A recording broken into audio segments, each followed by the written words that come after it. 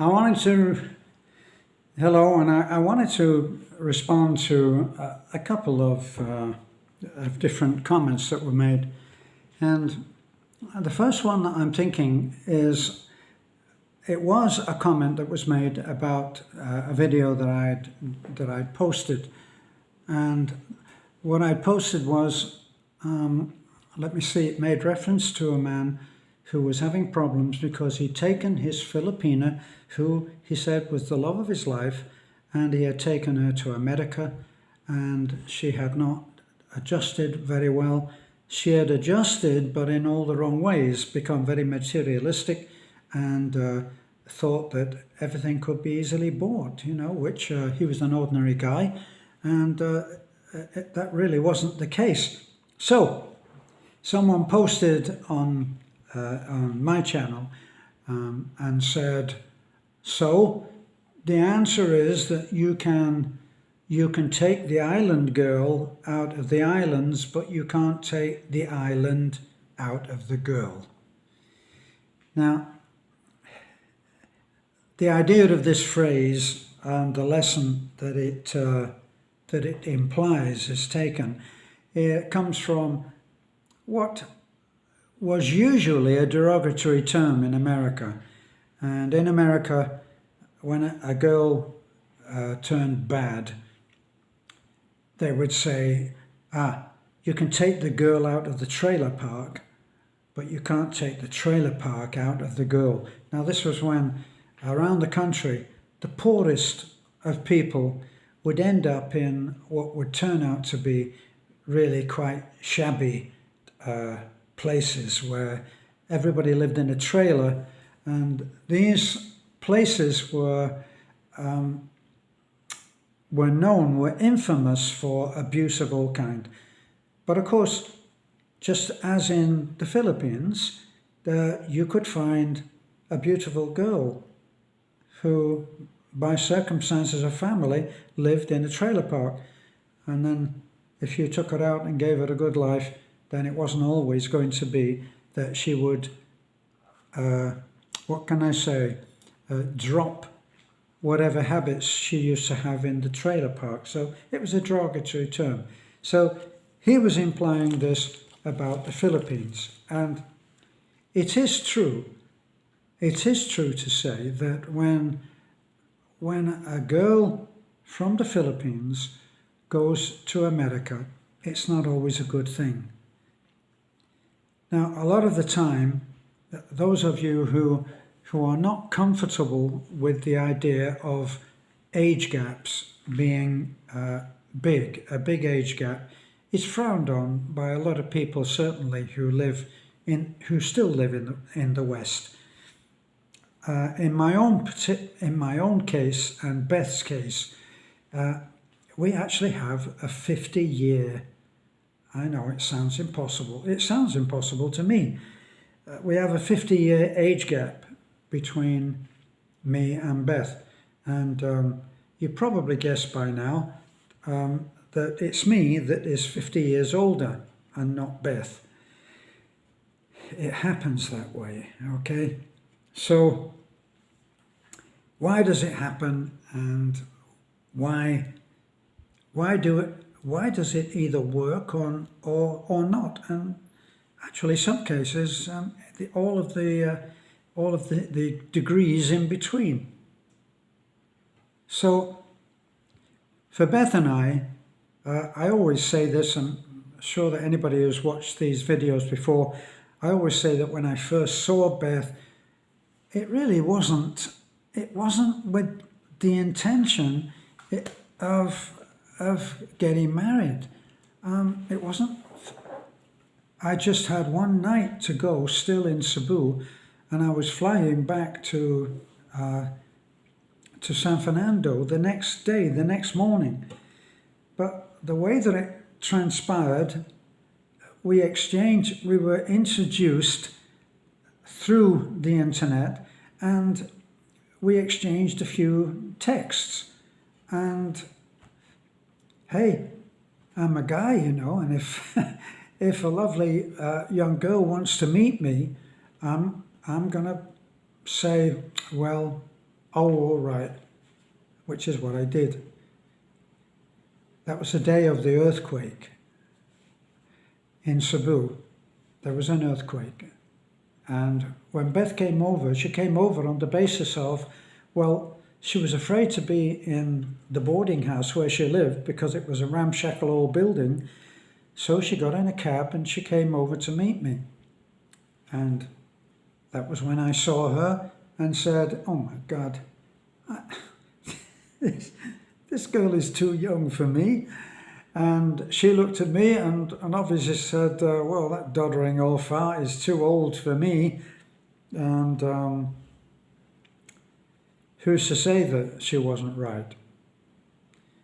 But we got along, and it was good enough that I said, I'm leaving in the morning, but I feel that we have something that is worth keeping and that is promising. Would you agree that we will not see anyone else? So we struck up an agreement where we would each honour that agreement and not see anyone else. And the basis on which I suggested this was because if I came back as agreed and there was too much to report, well, yes, there was this one, it wouldn't work. Whereas if we came back and met together and we hadn't seen anybody and there were no complications to report and be terribly honest about. So that's what we did. And, well, here I am, and Beth is in the bedroom sleeping while I'm making a video. And I like to think that it was our mission to help, our final registering of the charity that we now run, that kept us together, that it was worth doing. Now, it's a no-brainer for me in many ways, isn't it? Because here I am, I'm an old guy, and I'm still fairly presentable, and for Beth, it was presentable enough. Right, now I'm not kidding myself that she didn't do what any Western woman would do and say, am I going to be secure with this man? And I was up front, I had no money. I said, I have enough in my pensions. Every month I have pensions from the UK, small, but add them together, it was enough for us to lead a modest life without having to work. And so it was enough. At that time, it was enough. Now, a lot of people think that what we have now was somehow given to us because we're building what I call a 5-year dream project, because I know that it will cost a lot of money, which we don't have right now and which we're going to have to make. Now, at one time with our channel, the promise that we would be able to do that was even greater than it is now. And right now, the thing that keeps us going is, in a way, is Beth's ignorance, naivety about just how much it will cost to do everything, but we'll do it. Now, I'm a great believer in necessity is the vital ingredient for generating income. Now, if you go along and you're quite happy, as many Filipinos are, the majority probably, and you're happy to live in a simple nipa hut, and you're a tricycle driver or a fisherman, and you make enough money to be able to spend money on your family, on your livelihood, on bringing up your children, and it's enough, then you are a lucky man. So, the necessity for bringing in what you need will be different to the necessity for bringing in what Beth and I now need. But we'll do it. Now here's the funny thing. When we first came, and we committed the crime of trying to help people without a license. And oh boy, we suffered for that. We went through a period where we were what I call the flavor of the month, ongoing for a number of, actually strangely, mostly expat channels, sites, who were quick to jump on the bandwagon and stick the boot in, as they would say in Manchester. So we suffered through that, and without going into all of that crap, we weathered that storm, and we're still here, and we're still together. Is it a made in heaven paradise of a marriage? No, it's kind of an ordinary marriage, actually. We have arguments. Of course, I'm always right. Well, that's what I say anyway. Well, we all do, don't we? But we get over it. And I think in the same way that we were united at the beginning, we're kept together now. Isn't that what they say about the marriage certificate? A lot of people who live together, they can just walk out on each other. Well, listen, this is not working for me. I'm not happy. So they split. But when you're married, it's different. That piece of paper, not this piece of paper, but that piece of paper is what keeps you going when you're not in love anymore. And it allows you to find the love that has taken a bit of a beating and now needs to be, I don't know, brought out of storage and given a paint job or something. You understand? So that's where we are. We are responsible to a lot of people. We're responsible for a lot of people, and we learn a lot of lessons. Now, one of the things that I wanted to touch on was that we have 70 students.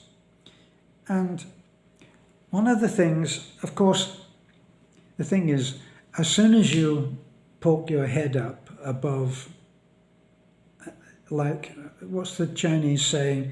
If the nail, what does it look like? It looks like this. And the head of the nail that pokes up will get hammered down. And when you start helping people, there's something strange about helping people. A lot of people don't like it. They don't like to see you helping people. Beth told me about a post on Facebook that recently someone said, when you help people, you make them helpless because now they're dependent on you. Okay, I don't believe it. And we help a lot of people. We have 70 students.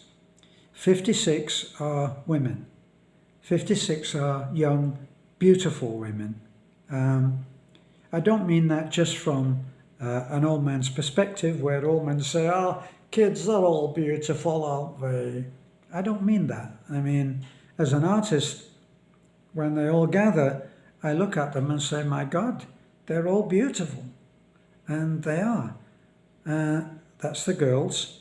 And if you look at the pictures that I posted of the young men, they're all good-looking guys.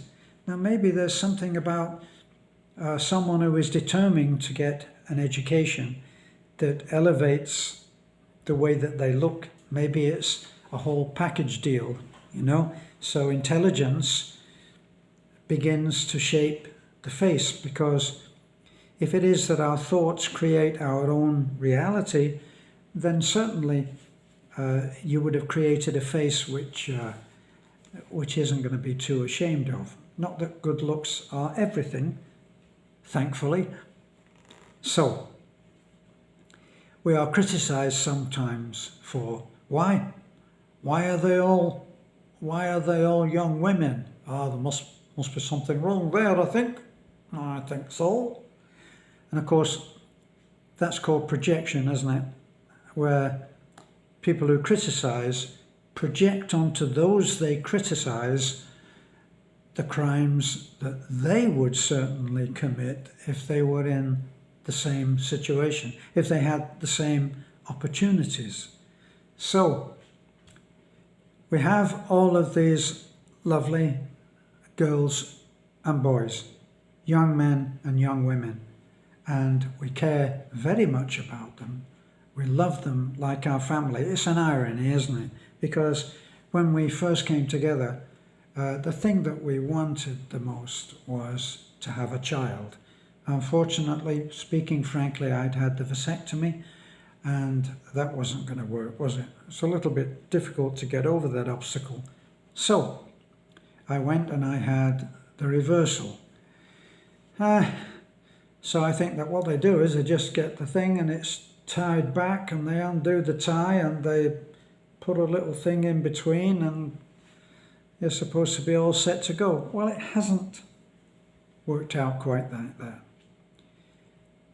But instead, it's as if we have 70 children, not just one.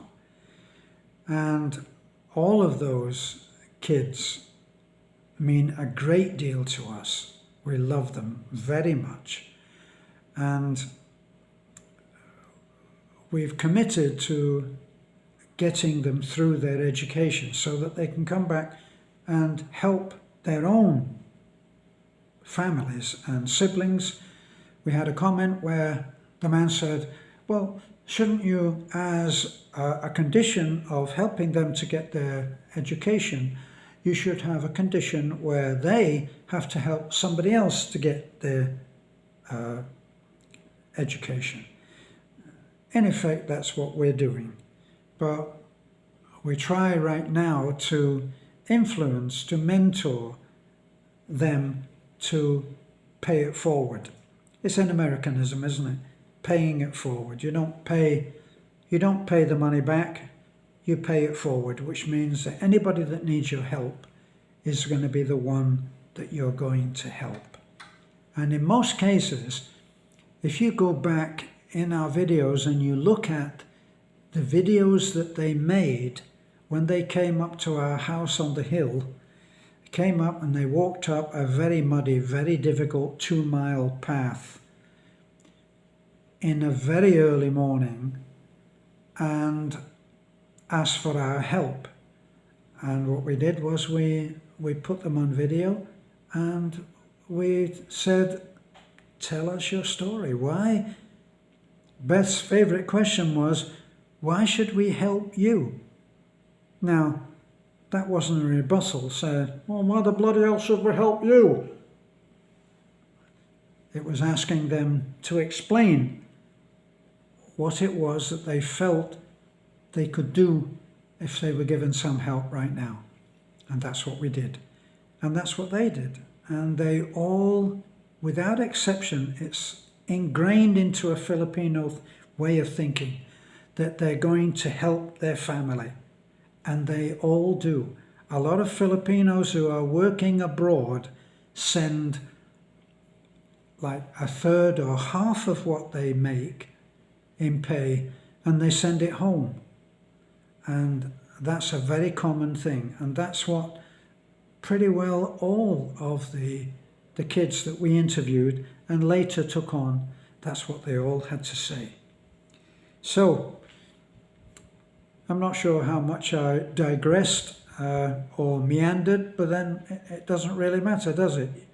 Because if it mattered to you, you would have deleted, wouldn't you? Or said, next. like the Hollywood movies, whenever anybody went for an audition, they'd listen and say, yes, yes, next. So, next. Bye for now.